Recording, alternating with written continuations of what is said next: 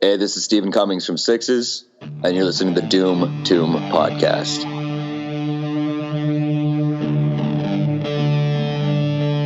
Hello, everyone, and welcome to the Doom Tomb Podcast, the podcast for all things stoner, doom, and sludge. My name is Chris. I am your host.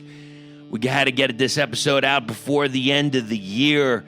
I think we should just get into it. This was a date that was added just days before they showed up. There was a cancellation that they had, I believe, in New Mexico, so they were able to book a show near me, and we had all of the members there. Let's get into it. These are the guys in the band Horseburner.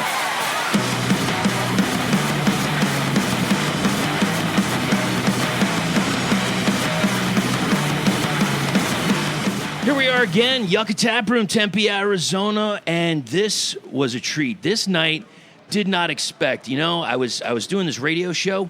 I finished it up and scrambled on over here to make sure I could catch all the Dynamite bands. This show was probably set up 3-4 days ago. I know Fister is tomorrow night that I'll be heading out to see, but I am so thankful because I've been following these guys on social media. They've got a fairly new release on Ripple, the Ripple music label, and we're going to get into it as soon as whoever's playing, whatever they're playing over there is. It sounds like they're enjoying themselves, wouldn't you say? It sounds like they're having a lot of fun. I wish that we were having, as much fun as them. Well, we don't have fun. Could you first start off? So basically, I'm with the guys in Horseburner. So let's go around, if you can, introduce yourselves. My name is Matt. I'm the new guy. I play guitar. Hi, Matt. My name's Adam. I play drums and I yell, and I'm not a new guy. I'm Jack. I play guitar and I also yell, and I am also not a new guy. My name is Seth. I play bass, and I am right in the middle of new and old. So something old, something new. Seth's the old. We get new something guy. borrowed and blue. We got a marriage. Yeah. Well, that's good. That's good. Here's the thing, sir. By the way, I wish you would just have a little more energy on stage, if you could, if it's possible.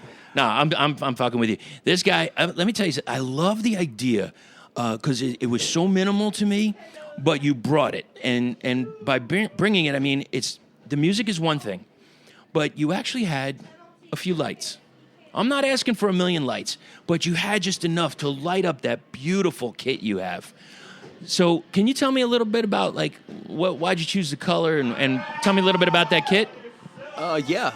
So first of all, I'm a huge Ludwig Drums nerd. That's kind of my thing. Right. Shout out to my buddy Uli, artist relations at Ludwig Drums. The only drums I'll play, honestly. And I'm a Jon Bonham disciple. But I play a Vistalite kit, the clear plastic kit, because it's really, really loud. And yes. I compete with all of these guys with their stacks. And I'm a very loud drummer to begin with. And then I was like, oh man, plastic drums are even louder. That sounds perfect. It's a win-win. Exactly. Now, are all you guys using? Is it Faro amps? Yes. And what's the reason for that choice? The reason behind that is that we are close friends with the guy who makes them. His name is Zach Harkins, and he plays in the band Cavern out of Western Maryland. Okay. They're best they're band. incredible. Yes. All right. Very, very Russian circles, ISIS type stuff. Oh, that sounds it's real killer. cool. Yeah. Oh, I'm gonna have to check that out. Yes. Now they just got a vocalist, and her name's Rose. She plays bass and sings. And so now there's also this 90s power pop element in the post-rock thing. It's awesome. Really? I'm definitely going to have to check that out. Yes. And it sounds, the music sounded incredible, so, he's doing something right with those amps, man. Oh, yeah. Yeah, we did a Northeast tour with them. One of several tours we've done. About probably 2 years ago or so, and we kind of shared a back line, and most of it was Faro cabs, and we're like, okay, Right. this is what we're going to do from now on. This is it. You got it. Nailing it. Yes. So, yeah, the show tonight, Destroyed, you played a ton of the new material, which I thought was fantastic. Before we go on, I know Mastodon. I don't have to talk about them. You're wearing. And by the way, I know you can't see it, so I'm just going around and looking at all these shirts. I got a Lovecraft shirt on. Yeah, and so you got some kind of hardcore metal? Yes, I'm wearing the shirt of the band Pillars from Cleveland, Ohio. Pillars. Yes. Oh, okay. I didn't hear that before you said it. Yeah. Yes, Yeah. I have heard Pillars. I do like Badass. Cool. And this, so we got, what do we got? Some country here? Yeah, this is one of my favorite bands from back home, Jake Dunn and the Blackbirds. Shout out to my bros in Jake Dunn. Honestly, they're maybe my favorite band in the area, and that's not a cut to anybody else. They're just that good. Okay, now is it what kind of country? It's pretty rockin'. Like, do you know country well? Pretty well. Okay, so I'm gonna say who is it? Kicking it? Gilbert, Brantley Gilbert. No. It's not like that. No. It's I don't know, man. It's real gritty and Okay. they'll like I said, like they're pretty rocking. They'll be playing some kind of country ballad and then like launch into like a Thin Lizzy dual lead guitar solo. Nice. It's They amazing, and do Jake's some real cool stuff. and Jake's got such a great voice. Yeah, dude, Jake Dunn and the Blackbirds. So if you like that kind of stuff, you should definitely check them out. Now, does he tour? They're starting to do a little more. It's mostly been regional stuff for them. Okay. A lot of Kentucky, Ohio, West Virginia kind of stuff. But I think All right. and I hope that they're getting out a little more because they're that good and they deserve everything that's coming to them. Nice. I like it. And sir, you've got this old Time Moonshine. Okay. Now, what kind of music we got? So we're friends with a band out of Toronto called Old Time Moonshine, and the guitar player Chris. We actually went to Toronto recently and crashed with them. Right. And they're super good, man. Super, really, really nice dudes. They're like Kayasi kind of desert metal. Nice. Still Nice. great harmonies. And I just want to shout out Chris and say, can I cuss on here? You can say whatever you want. Yeah, fuck the Maple Leafs. Hey, Chris, how you doing? Bud? All right, sir. Fair enough. All right, moving forward. We're gonna get to the music in just a few minutes. I just got a few quick questions here. So, the artwork for this, and I put stuff up in Instagram stories anytime I see some artwork that truly kicks some ass. First off, who did the artwork for this latest tour? For the tour, this poster was done by a guy named Chris Smith, Gray Aria Design Studio. He's done a lot of stuff for our friends in Lopan out of Columbus, Ohio. Yes. He's done a lot of great stuff. And so I've always wanted to have something done by him. And he's a super cool dude, works fast, great product. Mm-hmm. You can't ask for more than that. Okay. It's funny, Bill, who plays guitar in Old Time Moonshine, has done several of our tour posters. Really? Yeah, he's a great graphic artist in his own right. All right, I'm going to have to search him out, too. Do you think he did that? Probably. Probably. He probably did the shirt. Okay, so beforehand you were telling me, and this is a true testament because I like I have if I get one more black shirt, my wife is going to kick me out. So I got grab a patch, I grab from my jacket or whatever, grab a pin, I'm good. I'll grab the music, all good. So you didn't bring out any tour posters, and you said that like you tried last time, but what were the sales like of that? Yeah, it was a poster that Bill did, and we loved it. It was beautiful. It was gorgeous, and incidentally, totally accidentally, it was in West Virginia Mountaineers colors, which he didn't even mean to do. Shout out to Bill and the Mountaineers. But we didn't sell any. We made prints, carried them around for the whole tour, and nobody bought them. We printed up like 20 or so. And was it like a traditional poster? Was it like screen print?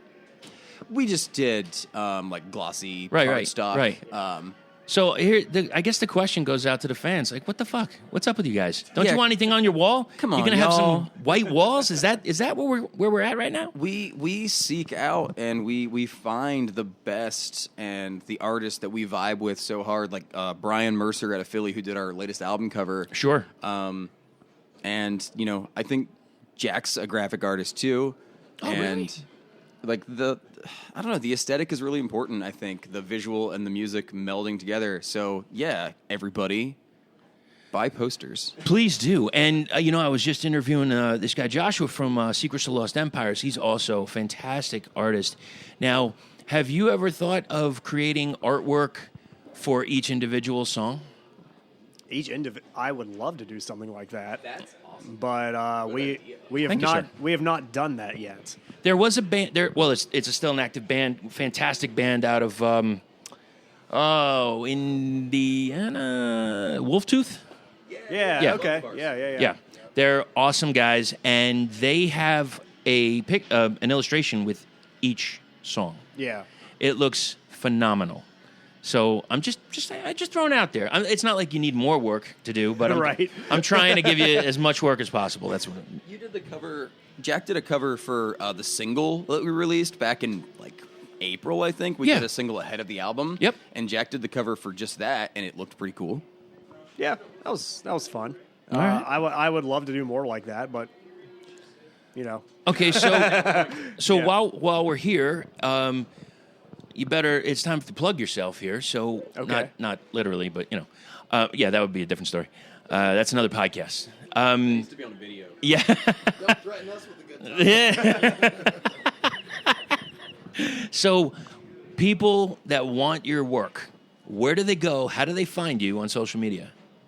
like my work specifically. Yeah, because somebody's man. like, I need a commission piece. I don't have any sort of social media presence because that's not really what I do for Okay. a living. But Okay. it's kind of a side thing. It's a side thing. Yeah. All right, fair enough. So if you can find this guy, hit him up. Otherwise, you're Yeah. gonna be shit out of luck. Just hit up Jack Thomas on Facebook Okay. if you really want to work with me. I'd like to see what can come out. I might have to call you for something, man. Okay. Maybe a little I'd be Doom glad to. Tomb something or something. Yeah, That'd be we'll pretty do it. kick ass. We'll do it. Yes, sir. So, Jack and I both quit our jobs very recently. Okay. In order to tour more. And for years, I've been like, Jack, you should pursue graphic design as more, try to make some money when we're out on the road. Right. And so I'm hoping that you just gave him the kick in the pants he needed to finally do this. Here's what I'm gonna do. Do me a favor, Jack. Just don't listen right now. What I'm gonna Jack, cover your ears. Yes, please. What are these? Earmuffs. So here's what you do. You're going to set up an account for him. All his artwork. It's going to be on social media. Going to go down to Instagram. Hashtag the shit out of it. Yeah. Next thing you know, you Yeah. got the Stoner Rock hashtag, Doom Metal hashtag, and all those tags. And then you put that up. Boom. This guy's got a thriving business. She's like, what job? What do I need? I love it. I illustrate and then I perform my ass off on stage. It's a win-win. Yeah. Just like stockpile as many JPEGs of pentagrams and pot leaves as you can, and you'll be in business. That's it. And if you can do a little bit of something about space, Yeah, space. yeah, that would I like be good. space. Space is cool. A witch, and you get the hint. You know where we're at. Okay, so on social media, I saw all of you with this determined face, and I just want to know: is the Teenage Mutant Ninja Turtle game that difficult? Oh my god. Oh yeah. It's horribly difficult. The faces that you were giving, it was like, this could be the most important thing I've ever done in my life. That was X-Men, if I'm not mistaken, was it not? We played both. I believe that picture was X-Men. Oh, was it? It was turtles. I think it was got the turtles. The logo's in the picture. X-Men made me just as mad. Man. No, X-Men's terrible. X-Men was the one we played longer, but the picture was from playing Turtles. And also, I do have a confession to make. Yes. The first player button position was busted on the arcade, so I wasn't actually playing. My controller was broken too. But the other three were, so... Oh, My this, controller wasn't broken. I just suck. Yeah. It was Adam's fault, totally. Probably. this was just like a pensive kind of band photo, just to like. Yeah, we had yeah. a day off after our show in Rock Island, Illinois. Right. So there was like an arcade we went to the day after that. Right on. So Yeah, shout out our old buddy Mark, who put us up for a couple days, showed us the town. Dude, we miss you. Got us tickets to his orchestra that he's the principal French horn in. Wow. he plays the French horn in the Quad City Symphony Orchestra. Bravo. Yeah, and Now- he was in like my favorite local band growing up. So, What was that? In Search of History, they practiced up the street from my house, and I would go bug them while they tried to practice. And I love this. I love when hearing just names of bands that like I don't know. Never heard. And then I play this back when I edit, and I'm like, all right, I got to find them on Facebook. I find them on Bandcamp. You're not going to to find them anywhere. That was early 2000s. Maybe something on YouTube? You know. You think? Maybe somebody snagged the video? Mark, put some In Search of History demos on YouTube. Thank you, sir. And we are in an arcade right now. We're in the Electric Bat Arcade. They just expanded it. That whole other side wasn't here like 2 months ago. Dude, so we played Buffalo last month, 2 months ago. I don't remember at this point. But we met this band from Chicago called Snow Burial, who were... I just interviewed them. Did you really? They're pinball wizards. Like a professional pinball wizard. We got to do a part 3. I got to do a part 3 with them because we had, usually I'd do like an hour conversation or so. And then I just started talking, and it became a whole other level. I mean, a 20-minute dissertation about like what a drain ball is and what this ball is and how to do that, how to hit it but don't tilt it. And I'm like, and I was like, dude, I suck. I am terrible every time. Right down the middle. Oh, yeah. You want to talk about focused, man. That bar we played in Buffalo, he's sitting there playing that thing, and I've never seen that level of concentration or determination. It was amazing. I got to tell you, I almost want to go to Chicago first so I could literally get off the plane and say, fuck deep dish, because that's what they said. They're not a fan of deep dish pizza. I think people from Chicago aren't. But when I've been to Chicago, I've quite enjoyed deep dish pizza. Did you? It's touristy. I don't care. Did you knife and fork it, or you like? Is that it's the only way you eat it, right? I'm pretty sure. I mean, don't get me wrong. Food's food. Cheese, sauce, crust. How can you go wrong? All the stuff. It's like pizza, but deeper. Deeper. Wow. Yeah. But that's got to be a tag. For like Pizza Uno or something like that. Pizza, but deeper. But deeper. I've been to Chicago so many times now, and I've had pizza one time, and it was a thin crust. No shit. So I have still That's what the guys in never had Snowberry was saying. It's like, nah, it's not really what you think. It's like we got thin crust out here, and it's pretty good. Yeah. Man, I tell you what though, and Jack, I think can attest to this, and maybe it's just the familiarity of where you grow up. I've been coast to coast. I've had pizza in Brooklyn and Chicago. Best pizza in the world, Parkersburg, West Virginia, the pizza place. Ooh, Sicilian crust. Ooh. And it is Mwah. the pizza place. I completely disagree.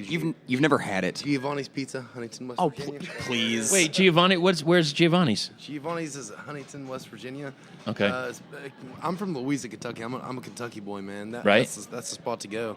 They got the best pizza in the world, man. Giovanni's, Louisa, Kentucky. That's it, man. That's where it's at. We're gonna fight. You know what? This is crazy because this with the what was it? I think it was a Snowberry one where my wife heard it and she's like, everybody's so fucking wrong.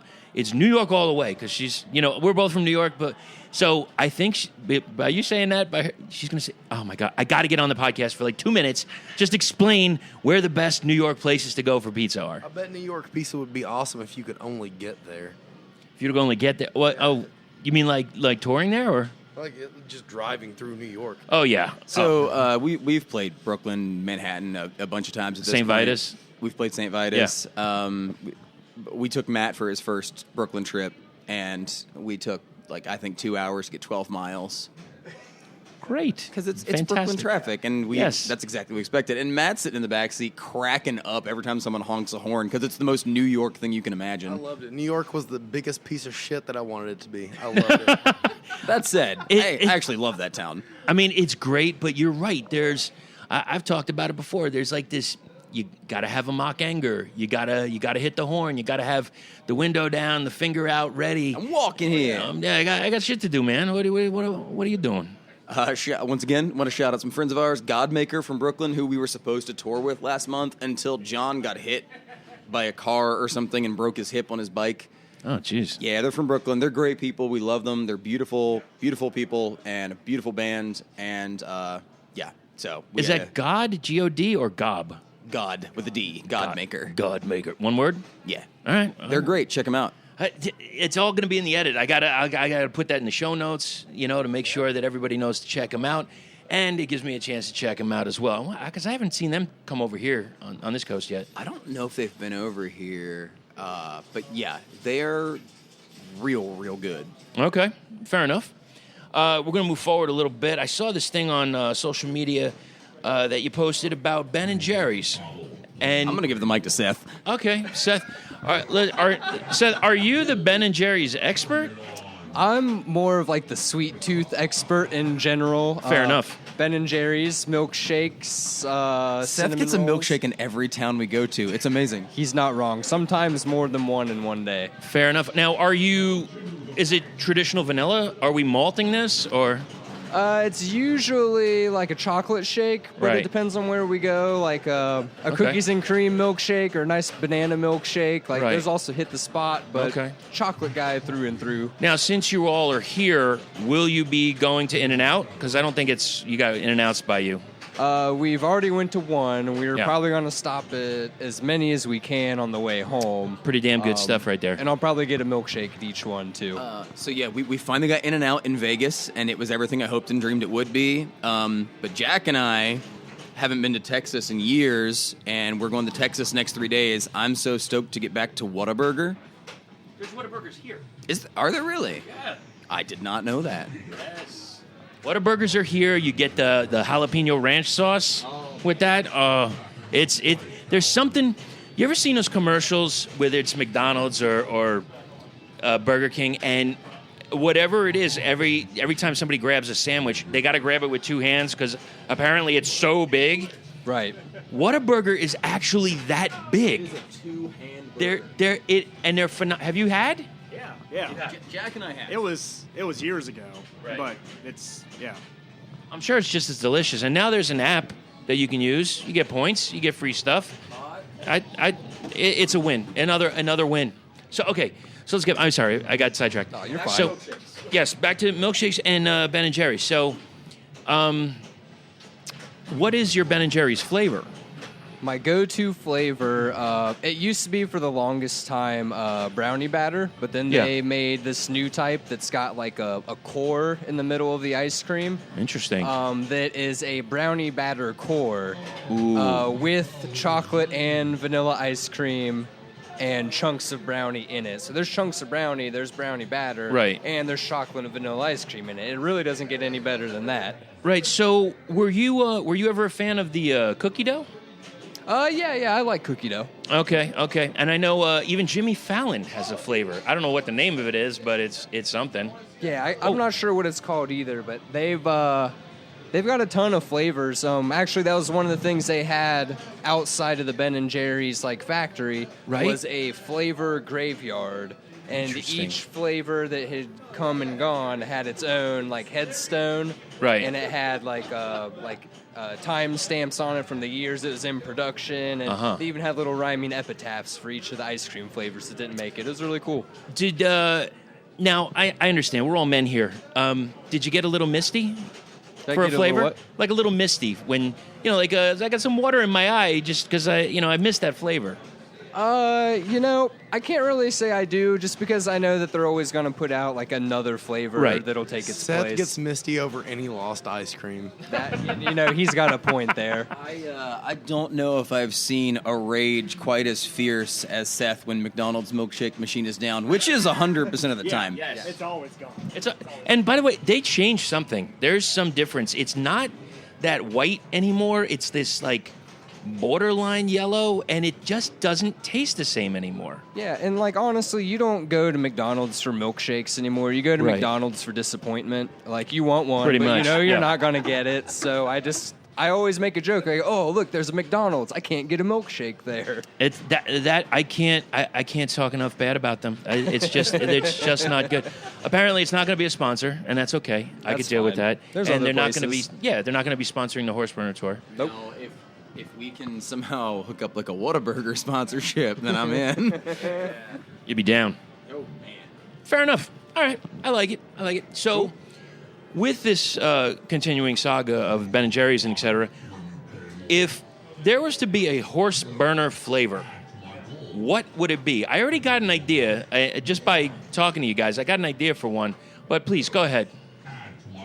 That's a tough call. We've had people come at us be like, "Oh, well, if we were to make a Horseburner burger, what would you want on it, or this Right. or that?" Right. I don't think we've ever brainstormed ice cream or not. There's a restaurant back in Huntington where Matt lives and it's called Oscars, and they're amazing people. And they were like, we want to make a Horseburner burger. What do you want on it? And we were just like, I don't know. I think what we decided was we wanted some pepper jack cheese, since Jack's our singer, and we want some cheese curds because I'm a fat dude and I love cheese curds, and it's got to have some horseradish, man. Obviously, it's got to have a horseradish plus some hot sauce so it burns a little more. So you're a hot sauce man. Yeah, me and Jack are both hot sauce connoisseurs. Fair enough. And so I'm also a fan of hot sauce. There's some great hot sauces out here. But every once in a while, I got to lay back and have a little chili garlic Cholula. I'm not, nothing too aggressive. Just enough to get the little sweat under the brow, or whatever, or under the eye. I mean. So here's the thing. So Kentucky, right? Virginia, West Virginia. Apologize, sorry. We'll get to that. Ohio. Yep, I'm from Ohio. And are you West Virginia? Yeah, also West Virginia. Okay. I want to go with a bourbon base, like maybe a Jim Beam or something like that. Just a hint of that, and I don't know, maybe just in a vanilla. So a vanilla bourbon. Right. And I don't want chips, but I want like chocolate flakes. Okay. That's it, and just for the win. Maybe even a hint, like a hint of cherry. Right. With it, just to complement the bourbon and the vanilla. Yeah, all because our singer is basically a virgin, so we need some cherry in there. Yeah, you've sold me on that, man. I'm into that idea. Fair enough. I think we got to do something with that. Okay, so where are we at? All right. Last thing on social media, I saw, and I you know what? It just time goes by so freaking quick.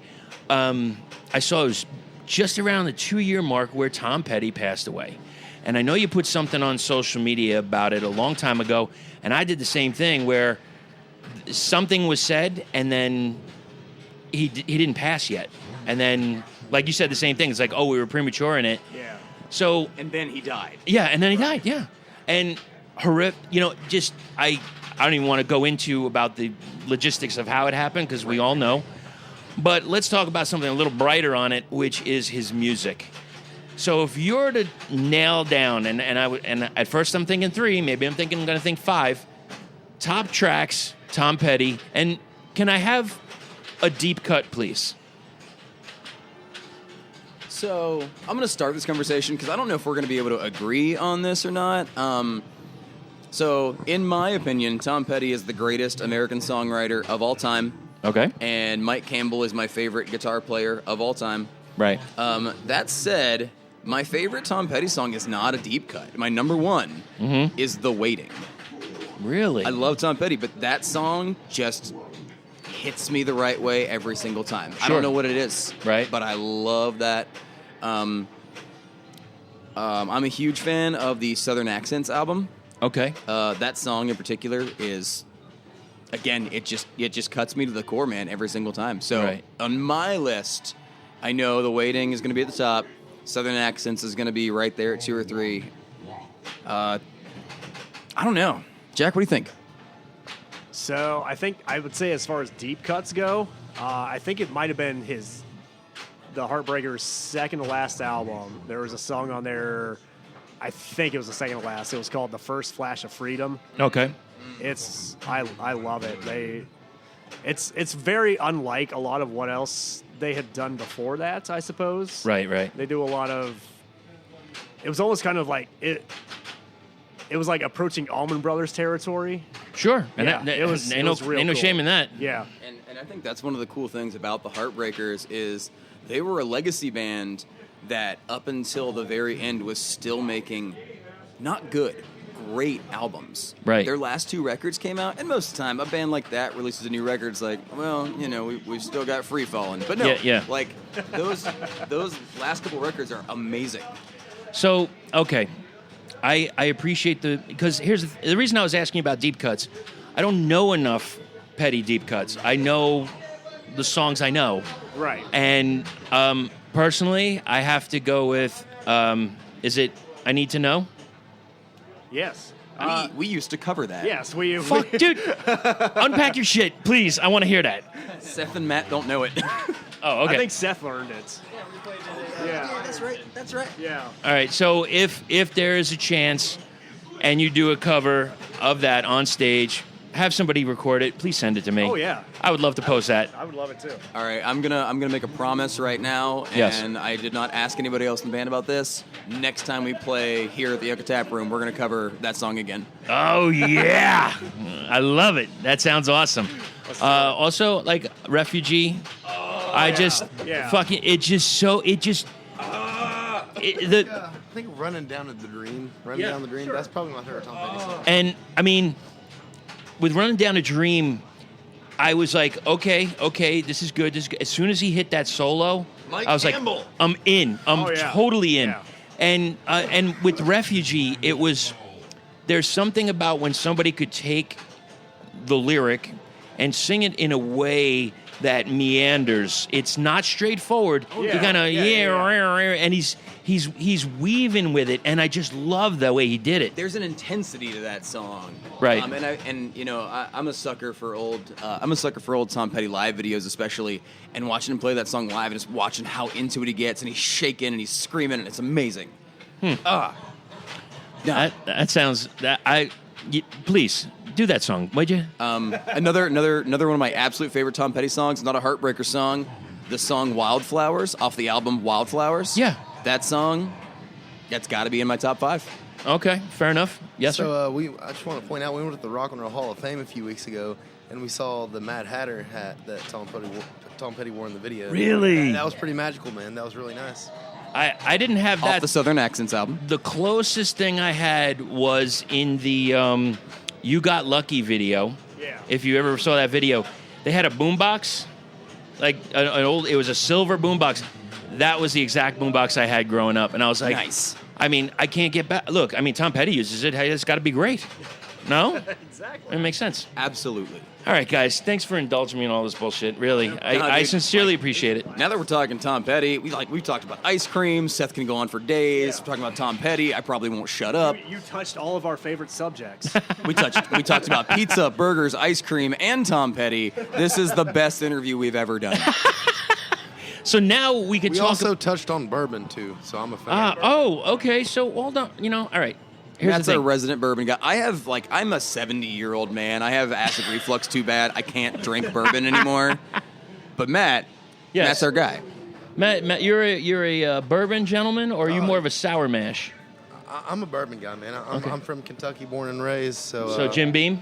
I like Jim Beam, man. What else do you? If I'm going for, obviously, I can't buy super expensive liquor because we're in a touring band. Right. We're poor. We are very poor, but I like Woodford Reserve a lot. That's probably one of my favorites. Jim Beam, yeah, that's especially like the Jim Beam Black or the Devil's Cut. I like Yes. that stuff a lot, man. Like we're on the road, I'm drinking cheap, so I'm drinking Evan Williams, and it's still good stuff, man. As long as it's from Kentucky, I'm happy with it. Do you drink it straight or do you mix it? I like to drink it straight. I will mix it with Coke sometimes. Okay. Especially if I've been drinking beer most of the night, I'll Yeah. drink it with Coke. But most of the time, man, it's just straight bourbon, maybe a little ice. That's it. That's it. If I'm going to brave the heartburn, I'm going for 4 Roses, small batch. Okay. It's my favorite stuff. Ooh. Now I haven't I don't know what happened. I used to just drink all of my whiskey straight or just on the rocks, And over the past few years, I've changed and just added that Coke to it. I don't know. I feel like I'm regressing in age. I even though I'm getting older, I feel like next thing I'm going to start, I don't know, eating ice cream and milkshakes all day or something. I have no idea. No, I think you don't have anyone to impress anymore. Yeah. I guess So not. it's like, who cares? Like I like making a classic whiskey sour, with egg whites in it. Nice. That's ooh. fresh squeeze lemons, egg He's white. gotten really good at it, and I've known Adam for 20 years now, Right. And so I'm very hesitant to compliment him on anything because I know it'll go straight to his head. But he makes a fantastic whiskey sour. I will Okay. second Adam's whiskey sour. It's very good. Matt was really tentative because I was like egg white, and he was like, "What are you talking about?" I was against it. I was very against it, and it Okay, worked so- out for the better. Since we have a connoisseur, could you please enlighten me? Make the perfect whiskey sour. Go ahead. Okay, So, if you're going to do the perfect whiskey sour, and this is only my opinion, I am not a bartender. I'm not a mixologist or whatever. All right, take 2 ounces, 4 rows of small batch. Yes. 1 ounce fresh squeezed lemon juice. Yes, sir. No bottled stuff. Squeeze the lemons yourself. Yeah. Get dirty. And then I'm going to be lazy, and I'm going to take 3/4 of an ounce of store-bought sour mix. Okay. If I was really brave, I'd make my own. Right. Crack an egg white into the mix. How many? Just one. Okay. Just one. All right. Shake that 45 seconds. Really? Then Yeah. open the shaker, open the strainer. Okay. Put some ice in there. Yeah. Shake it for another 45 seconds. Wow. Then strain it project. into a glass. Yeah. And you hit it with some bitters, and there you go, the perfect like whiskey sour. Angostura. Yeah. Okay. And like what? Like pop? Like two hits? Yeah. 3 shakes? Few shakes And to taste. Cherry? No. I don't, but you can. I would go for the cherries. If it's Absolutely. sweet. Again, sweet. I'm kind of on your side. Okay. Thank you for that, by the way. Hey. I really appreciate that. And we're going to Failed get to mention the next step, which is get treated for salmonella because you just drank raw eggs. It's fine. It'll Rocky be did it. fine. It's just your We're all gonna colon. die eventually anyway. We're going to talk about the album that you have. yeah, we can't have really music to talk about. That thing. I forgot we I- have an album. I I like the pizza conversation. I do want to add one thing because I just thought of it, and it was important. Ice cream thing. Have you ever just had so what Ben and Jerry's comes in like a pint or something? Have you ever just get it really frozen, and then about this far, like what is that? About 1.5 inches or so, Roughly. and you take a serrated knife and you just cut it. You just you cut it in the container, and then you take it out, and it's a perfect ring. Uh-huh. Put that between 2 freshly baked chocolate chip cookies. Yeah, you're onto something. Oh yes, it's like a whole new world. All right, yeah, I So- know something I'm trying as soon as I get home. Yeah, why not? All right. So let's talk about this. The new record, the new Horseburner. Can we go track by track? Can we discuss this? If you want to. I would. Yeah. Okay. We're familiar with it. All right, sir. Let's get. I hate these songs now. Yeah. We were sick of these songs a year before the album came out. So, All right. Yeah. So we're gonna kick things off with The Thief. So we got just like something to kind of just take the band into another orbit. Like, is there a special thing you could tell me about The Thief, or? So the Thief, it's a musical motif that was written by our old now ex-guitar player Zach. Founding member that Yes. we've been best friends with since 2003. Right. God bless him. I love you, Zach. We miss you. Yeah. Matt's actually only been in the band for 4 or 5 months now. And he's doing great. Yes. He is. He's doing a great But yes, the Thief theme was written by our old guitar player Zach, and we just kind of expand upon that, and then I made the acoustic arrangement that appears at the end of the album. But Yes. I'm sure you're getting to that at a later time. Since I we're will. going I mean, track by track since here. it's brought up now, though, it seems like you went through the journey through the whole album, and then is the last track is kind of like you're coming down, and we can get back to reality now. So, I'm a huge dork. I'm an English major. I am a former English teacher. Okay. So everything in my mind as I'm writing lyrics and as we're organizing songs and structure, everything is very cinematic in its approach. And so when we did The Thief, I had this idea to close the album with the acoustic version that Jack arranged. So it's almost like you read the book, you close the book. Yes. Yeah. Exactly. You couldn't have said it better, my friend. Yeah. Let's go into the next track, A Joyless King. So this song is one that we worked on for a while. Actually, it was just talking to somebody. It was the first song we finished for this Right, record. It was right. before we really started writing for the record. We had it done, and we took it on tour for a year. And we were like, it's not hitting right. It's not landing. It's falling flat. Okay. So 7 or 8 rewrites later, we finally had the song the way we wanted it to have. We changed the chorus approach to a much more soaring like dual lead kind of chorus, and way happier with it. Good. You know, because here's the thing. You go from A Joyless King. You go into Drowning Bird, which is like this bombastic ripper. Like, I love this.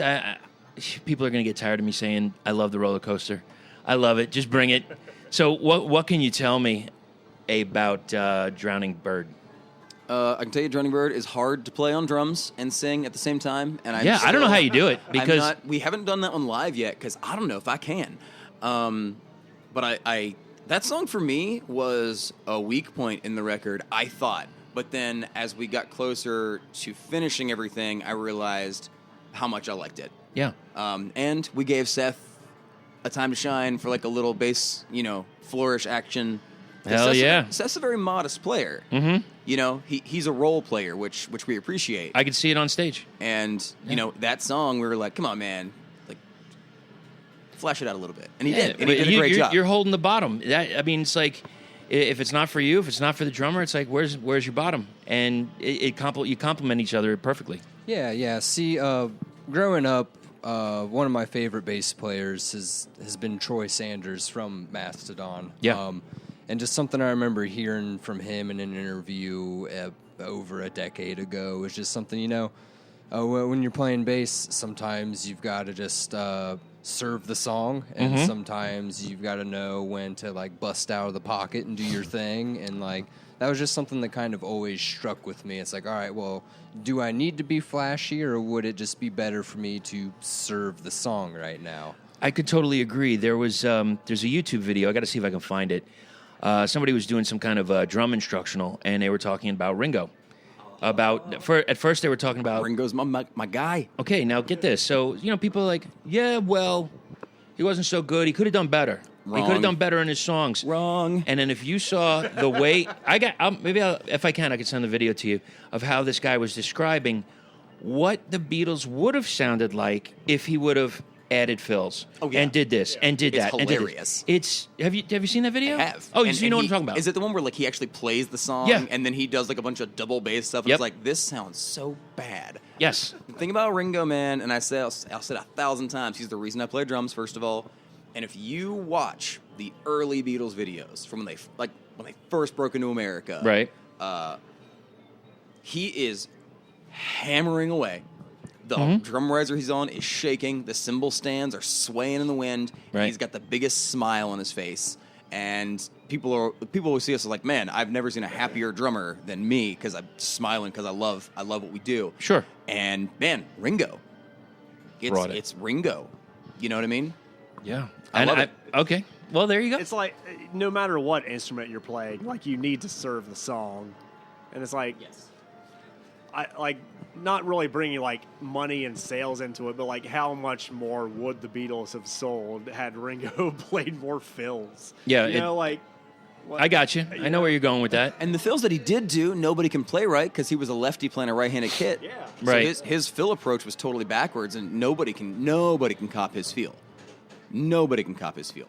I could. Yeah, Sure. Well, of course he could. I mean, Jack's our resident lefty. Yes. If I learned to play drums, maybe I could get there one of these days. But no, it's like Jack said, man. Like it's serving the song, and like Seth said, and it was funny in the initial mixes of this new record. I asked the drums to be turned down. I was like, because I wanted the focus to be on the riffs, and the harmonies, right? And I was outvoted on that. So the drums are really hot in the mix, which it sounds good. It sounds good. I think it sounds awesome. Yeah, it sounds good, and I'm happy with it. But I don't know. Have you heard the album, right? Not a fan of these guys. A time or two.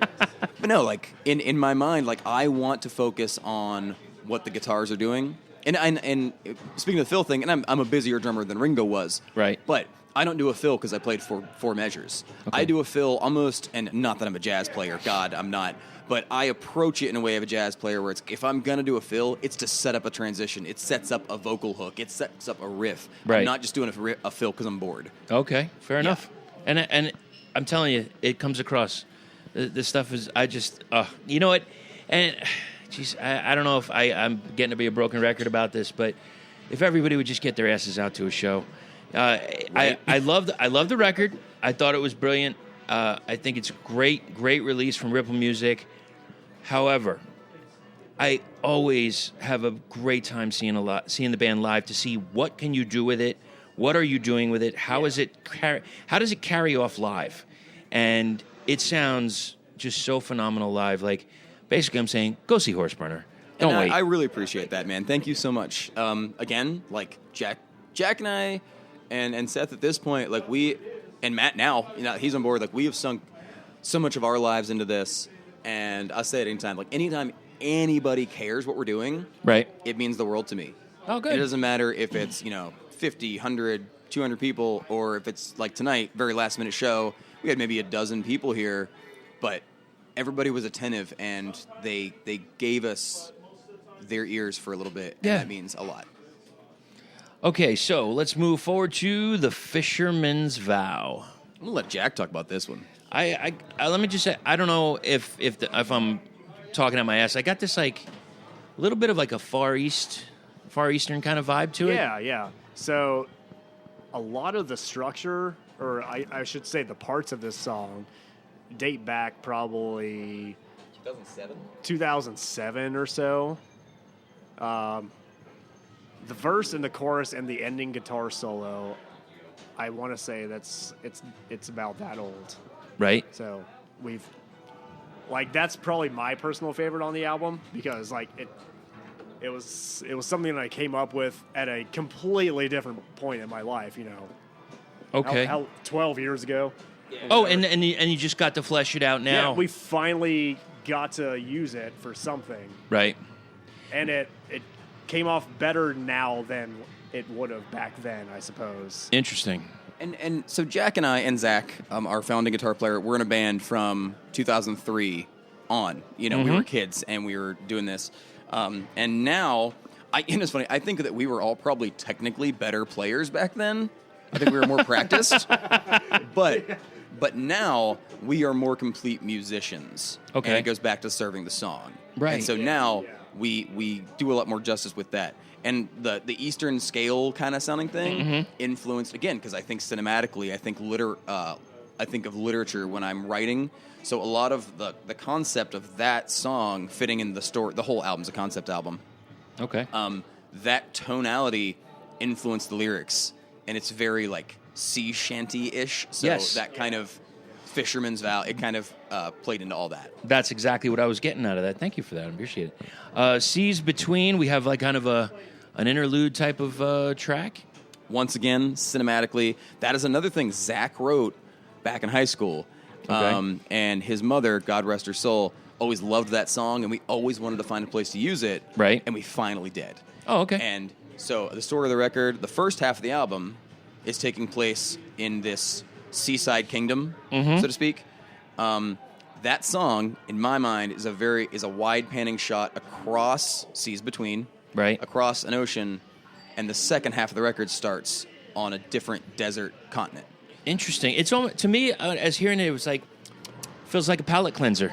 Yes. Yeah. And it's if you have the vinyl record, it's the end of side A. Oh, perfect. It's perfect. Yeah. Because Fisherman has that giant riff at the end, and then Seas Between calms you into the next thing. Yeah. So that was a very intentional placement. And very deliberate. You're saying calming, but you know what? Hand of Gold, Man of Stone, blasting. Which is we wanted everyone to get lulled into a calmness, right, and then as soon as they flip the record, boom, we go.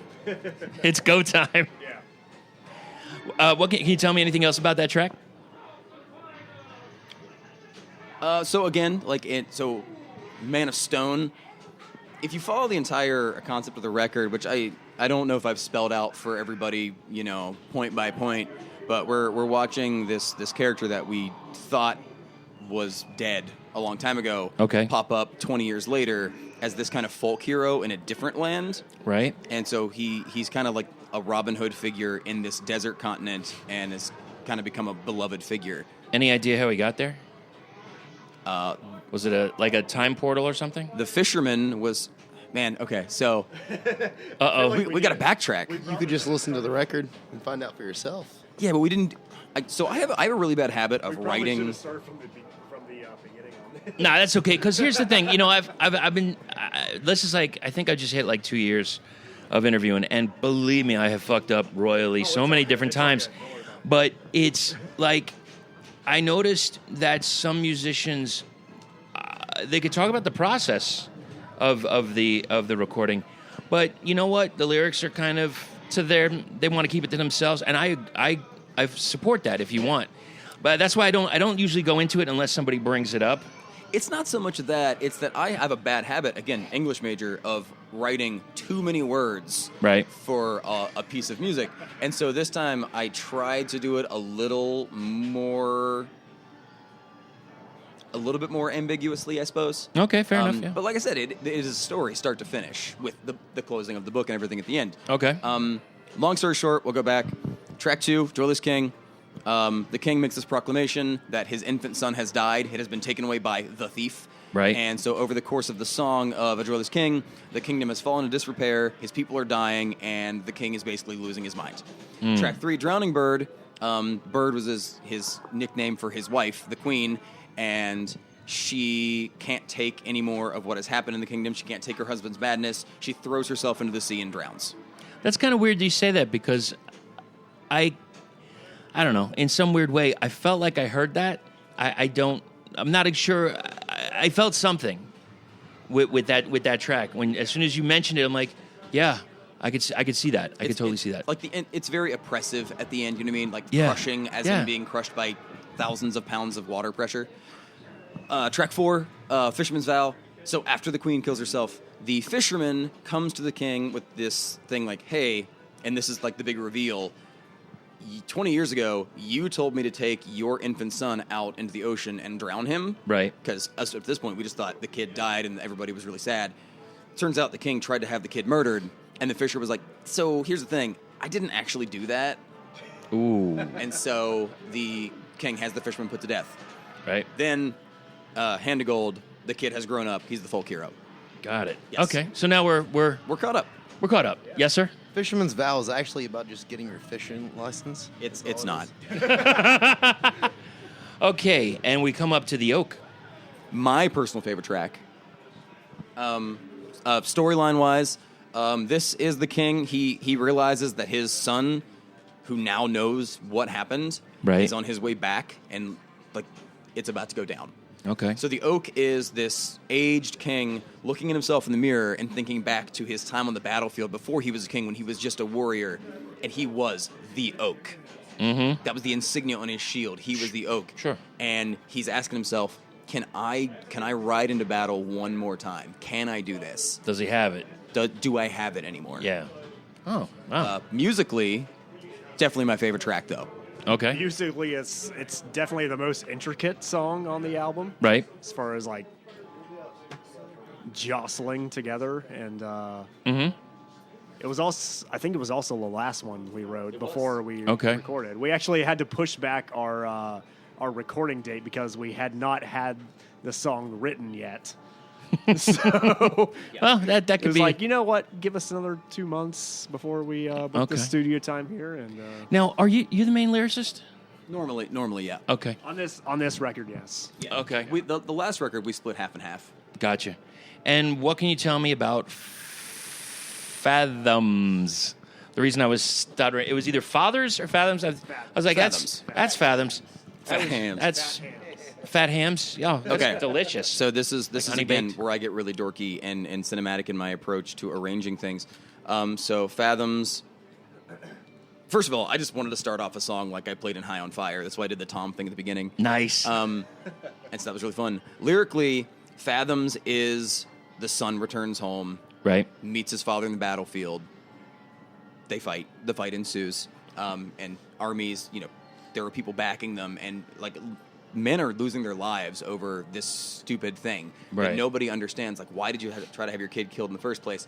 And so the kid ends up killing his father. Okay. And as he's dying, the father explains, in my mind, I've buried you 1,000 times, and I loved you, and I hated what I had to do. Right. And so that's kind of like this record scratch moment of like, what do you mean you had to do it? So in the chorus, there's like this thing where there was some prophecy, if you will, that basically said, if your son ever takes the throne in succession, it will be the end of the kingdom. Ooh. So we thought the king was just this poor guy that lost his son. Then we thought the king was this evil man that tried to have his son put to death because he didn't want to lose his power. Right. Then we realized he actually made the ultimate sacrifice in willingly having his son killed, even though he knew it was going to destroy him. He did it anyway. Right. Because if the kid takes the throne, that's it. Yeah.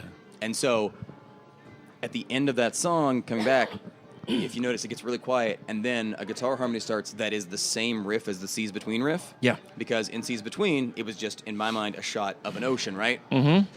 In that part of the song, the kid has killed his father. He sits on the throne.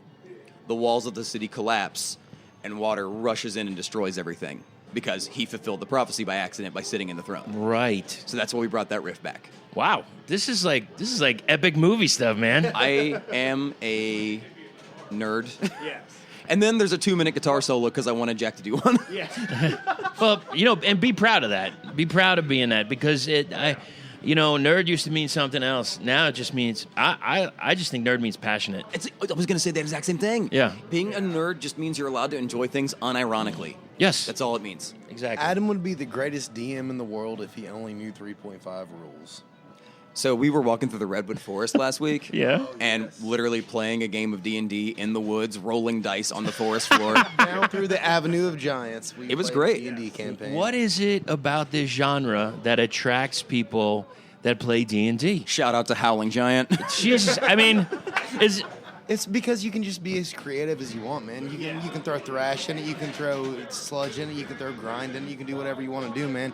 You can make the whole fucking album about whatever you want. Right. Like, you can just get as creative as you want it. And I think that's why, like, stoner rock / sludge metal, whatever you want to call it, that's why it's getting so big now, is because it lets people be as creative as they want to be. yeah, you can go to different places. Exactly, dude. You can just open your mind to whatever, and you can do concept albums like it's the 80s and 90s and shit. We're in Rush again. Big Rush fans here. There's like that true throwback to when, like the 70s, when you could sing about whatever. It didn't matter. Like I saw somebody tonight. He's like, "Have you ever heard of this band called Hawkwind?" And I'm like, "Yeah, I know Hawkwind, sure." And he's like, "They're awesome." And meanwhile, they're over 40 years ago. That this band was around, and he's like, "Yeah, I just got turned on to him. I had no idea." And it was stuff that could easily be brought right now. Oh, yeah. Jack and I got to see them a couple years ago in Athens, where Seth lives. Right. Athens, Ohio. Oh, Nick Turner's Hawkwind. Yes. It was a trip, dude. It was a trip.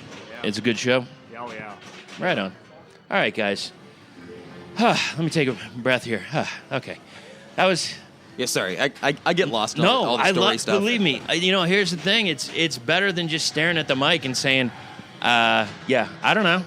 Well, dude, because, heavy metal has this such pretentious macho image to it, and I cannot get behind lyrics that are, super misogynistic right. or hateful. I can't deal with that, because it's that's so lazy. Yeah. Like, a girl dumped you, and you're going to write an album about how you're going to murder her now, and it's like, dude, that's lame.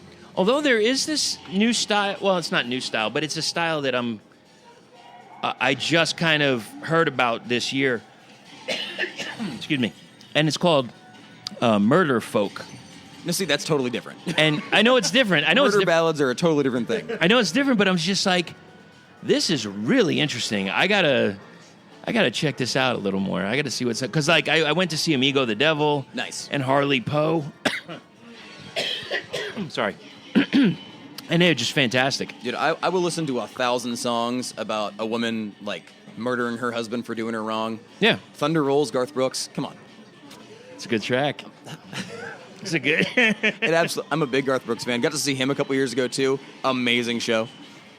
Really? He played in Charleston, West Virginia, in our rinky-dink Civic Center. And it was one of the best shows I have ever seen. Is he still wearing the two-colored shirts? Yeah, I don't remember. But he's still, running around the stage, climbing on the drum set, being a madman. Consummate professional. Awesome. All right, guys. I just got a few quick things. Yeah. I saw a Rush tattoo. Yes. Please, just give me one. Give me a few tracks. I'm one or a few. The trees The trees. My number one. Okay. So going back to Fathoms, the guitar solo at the end was me trying to ape the first guitar solo of La Villa Strangiato Ooh. as best as I could. Very nice. That was my main inspiration behind it. Okay. Would that be your favorite track? Yes. Okay. Yes. What was your first track as an introduction to the band? So my first introduction to the band was my dad brought home a booklet full of CDs when I was in maybe 9th or 10th grade, and one of them was Moving Pictures, Okay. and that was my first introduction to them. Good And introduction. I didn't think much of it at the time, honestly. Okay. Until later when I met another friend in high school who's like, "Have you heard of the band Rush at all?" He was a drummer, so of course he... Shout out, Joel. Yes, a good friend of mine, Joel. So here's my He kind of reintroduced me to him after hearing him for the first time and not really getting it. Okay. And a year later, going back and revisiting Right. and realizing what was there.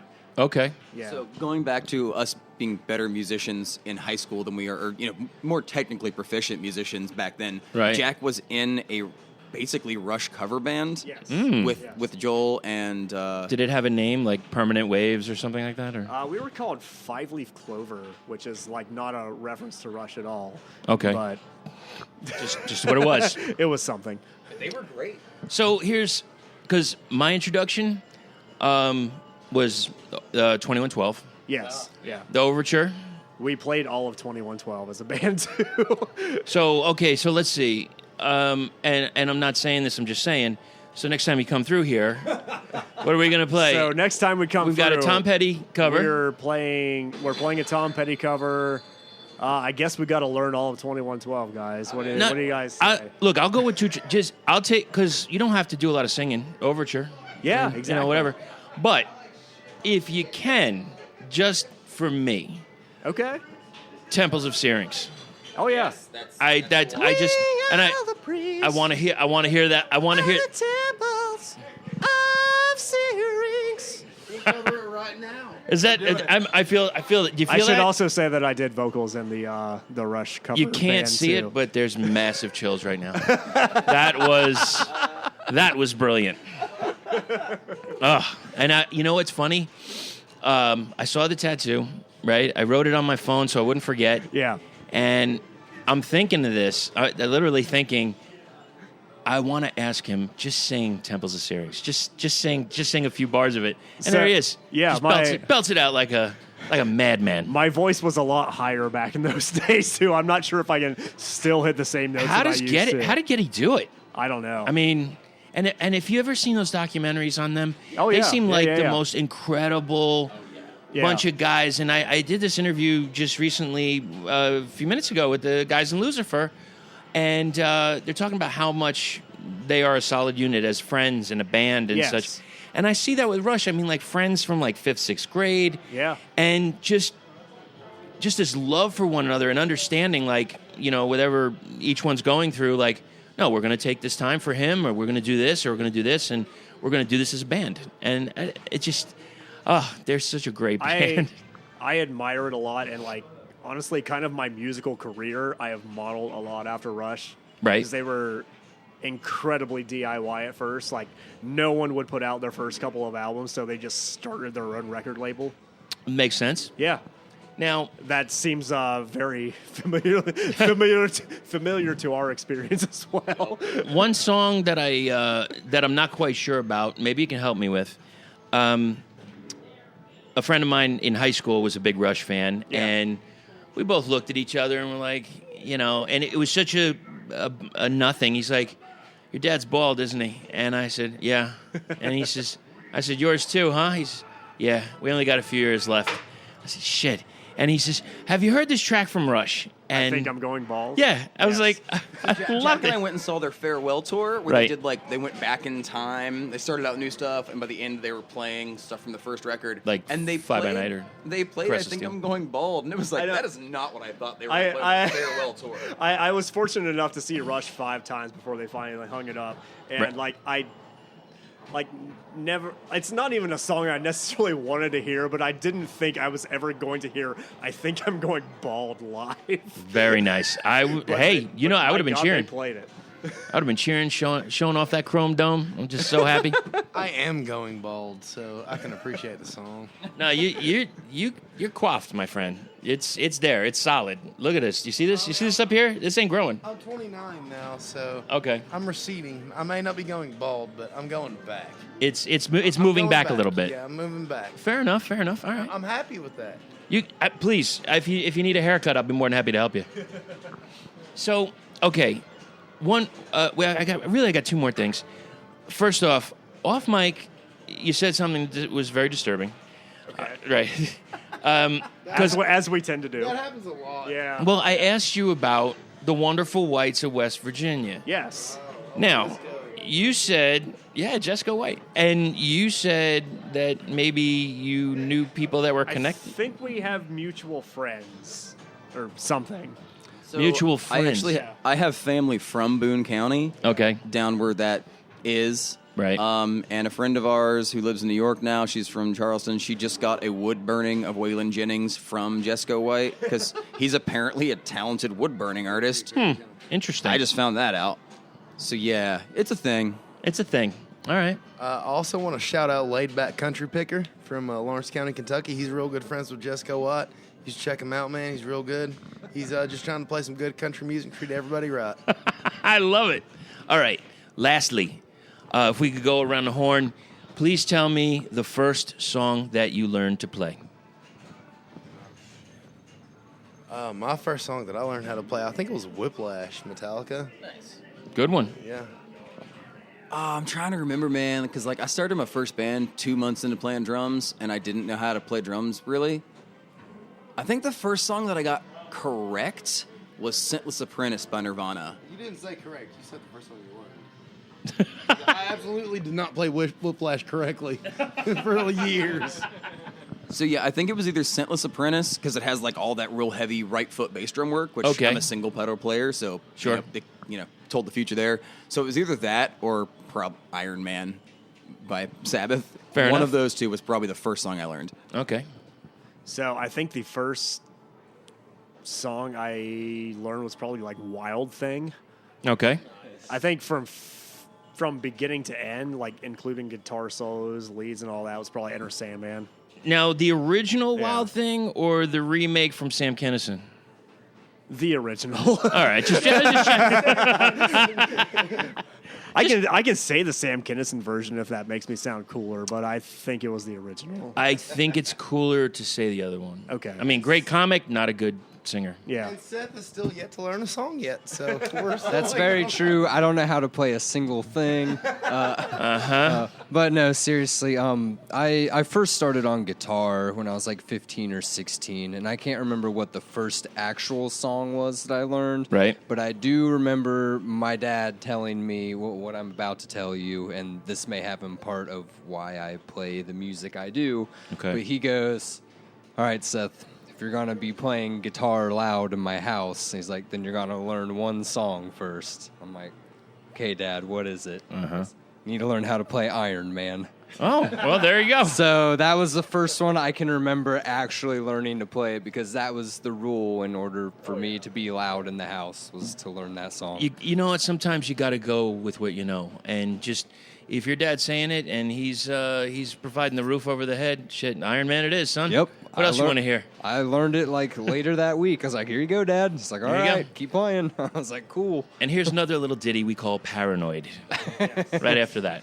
Which funny little Play that on insert. Guitar Hero, Yeah. though, absolutely. Cannot We play stopped that on Guitar at that Hero. one arcade we were talking about earlier. Matt Right. and I were like, "Oh, hey, let's go play Guitar Hero for shits and giggles." And so we put on Paranoid. Way harder on Guitar Hero than actual guitar. Really? Can't do it. Guitar Hero is impossible.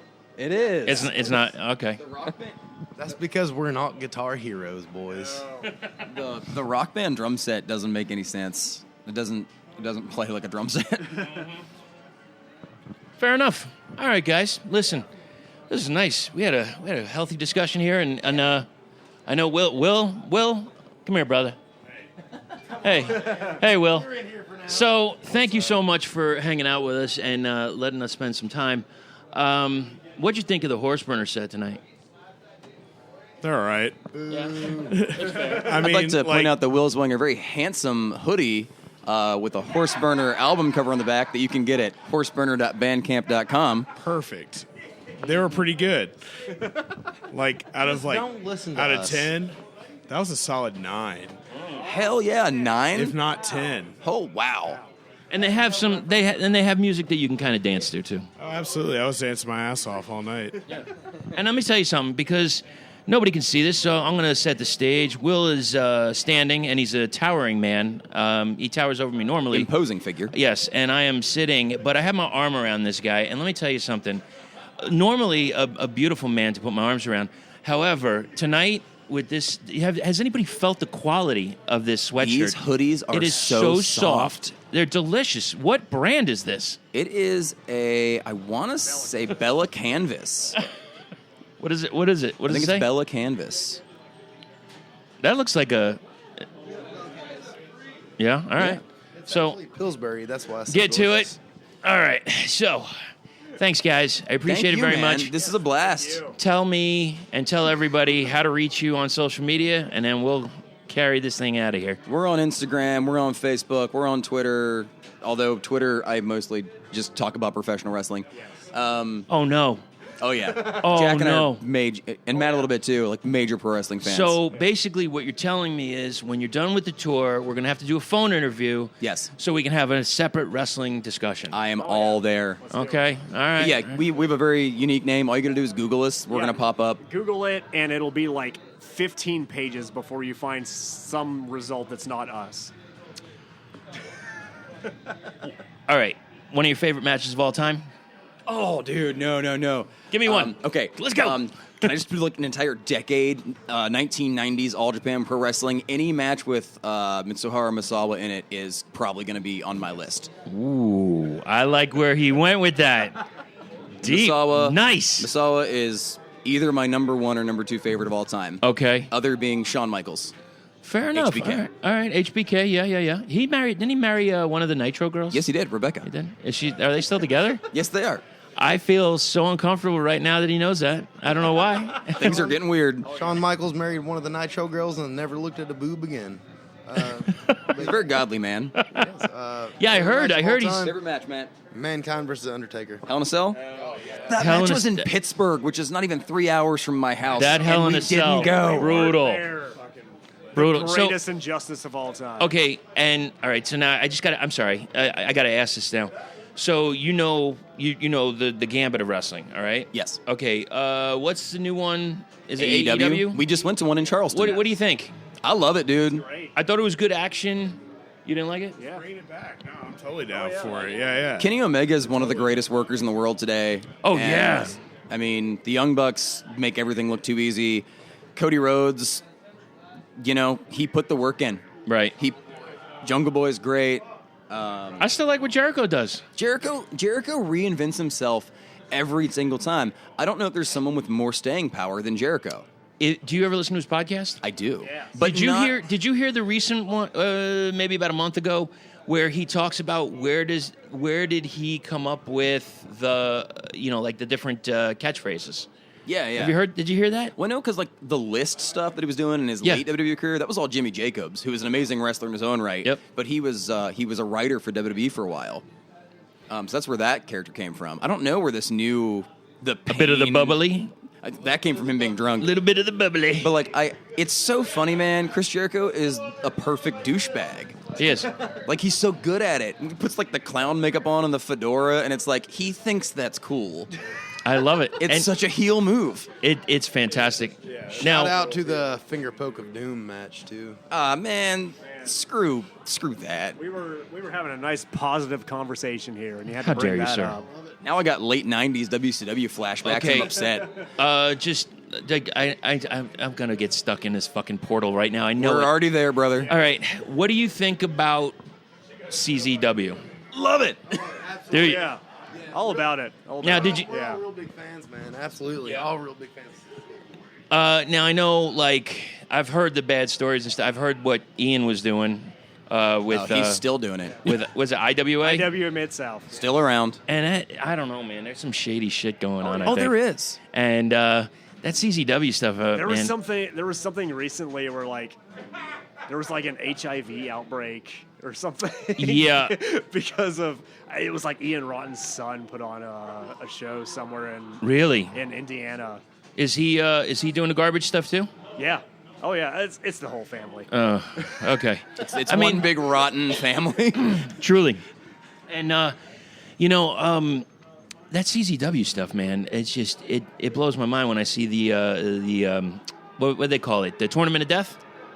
Is that it? King of the Death Match? King of the Death Matches? Yeah, shout out to Mance Warner, old Mancer. Or is that CZW?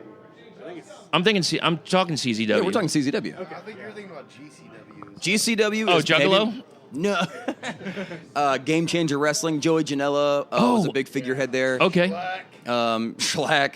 Schlack, that I've seen some of his matches, man. Hey, man, So- God, only Schlack. No God, only Schlack. Listen, you're out here in Arizona. I'm Right. going to give a shout out to our favorite local-ish wrestling promotion. Right. AIW out of Cleveland, Ohio. Absolute Intense Wrestling. Okay. Has some of the best independent wrestling, and they don't know us, but we're at a lot of their shows, and I love them. And if they hear this, we really, really, really want to play Wrestle Rager. It's just a party in the Now That's Class parking lot where there's matches and hardcore bands, and I want to play so bad. So let's put it out there, man. So AIW, if you're listening, you are my favorite wrestling company going right now. And John Thorne, book us on Wrestle Rager. Thank you. please and thanks. I'll hit him up. Why not? What the hell, man? I'm an important part of this community, damn it. Absolutely. I swear. If you spend money on wrestling, you're a part of the community. I I have spent plenty of money. Same, dude. And got some. I got to show you some pictures. I got some awesome shit. Dude, yeah. Got some really good absolutely. stuff.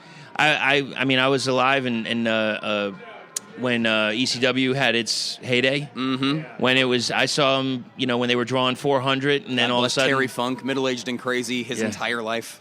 and then I'm thinking, shit, I'm not that much younger than he is now. Or like when he finally won, and all those the great stories of when they did the first pay-per-view, and it was like they cut. They cut everything off right as he won, and 30 seconds later, the power blew and all that shit. What a unbelievable journey that was. Man, the 90s was a great time to be a wrestling fan. Truly. It really was. Truly. And I think stuff's coming back. It's just starting there, man. There's so much accessible wrestling now. It's overwhelming. I actually haven't watched, other than AEW, I haven't watched any wrestling in a while just because I haven't had time. Right. You know what I mean? But there's Right. so much great stuff out there. There's so much great talent. I love wrestling. I almost became a professional wrestler, Really? but I trained for a few months. Okay. And I pretty much decided that I could not pursue music and wrestling with an equal passion, and I picked music. There you go. The thing that stopped him is he was a skinny little bitch. I was like 130 pounds. That might be a problem. Yeah. I mean, if you were like Rey Mysterio's size, I could be like, all right, you yeah, can but I'm pass. 6 foot tall. Yeah, you might. And I was you 130 might, pounds. you might need a little more meat on you. Yeah. Just saying. I've got some now. Well, Now's the time. But now I've got too many injuries from skateboarding when I was a kid.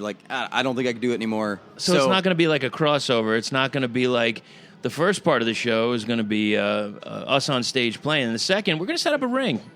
Look, all I'm saying is that if somebody wants to powerbomb me through a table at a show, it might be able to happen.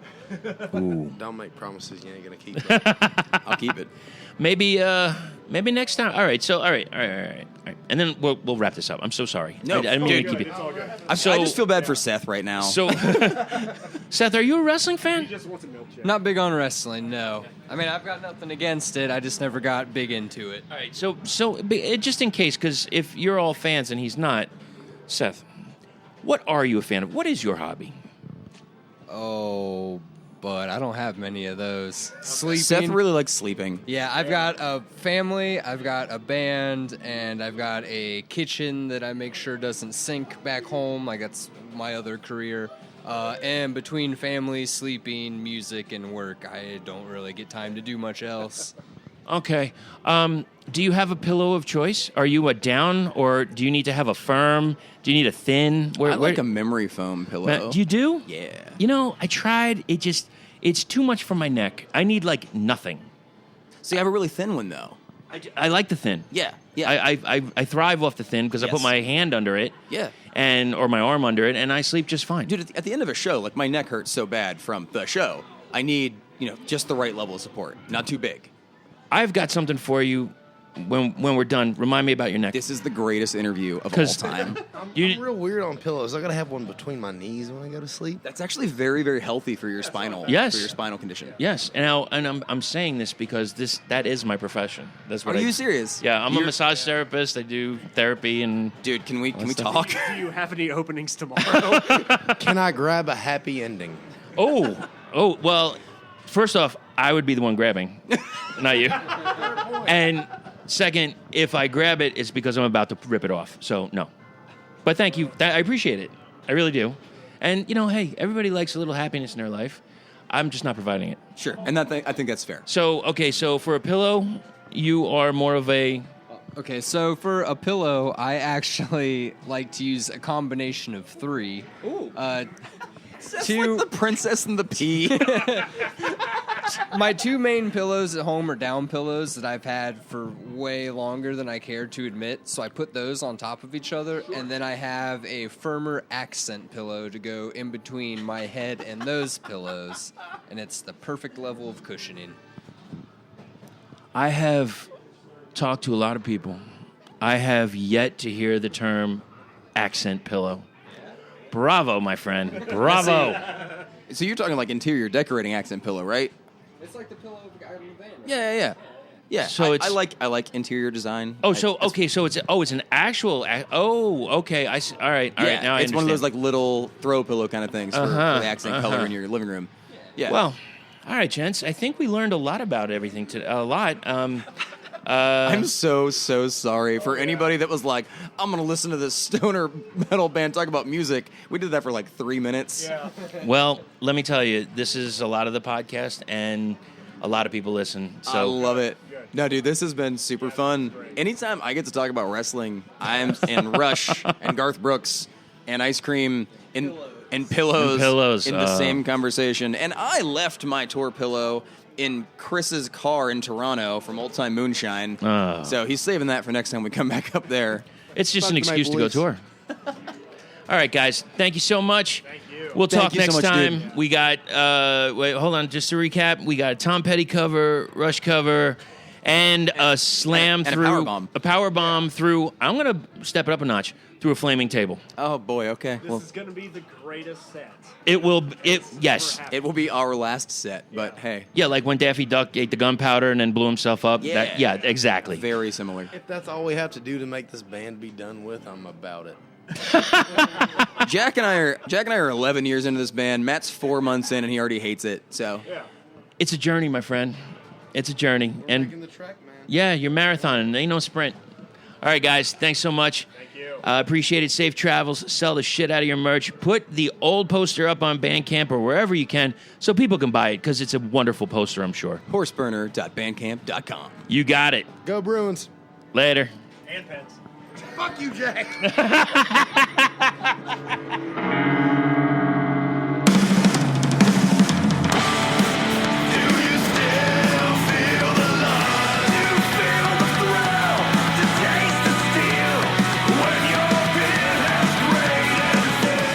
Well, I guess we heard just about all of it. There is a ton of links in the show notes. We heard all kinds of stuff talking about Ben and Jerry's, talking about just a track-by-track discussion of the album, and, of course, some pro wrestling.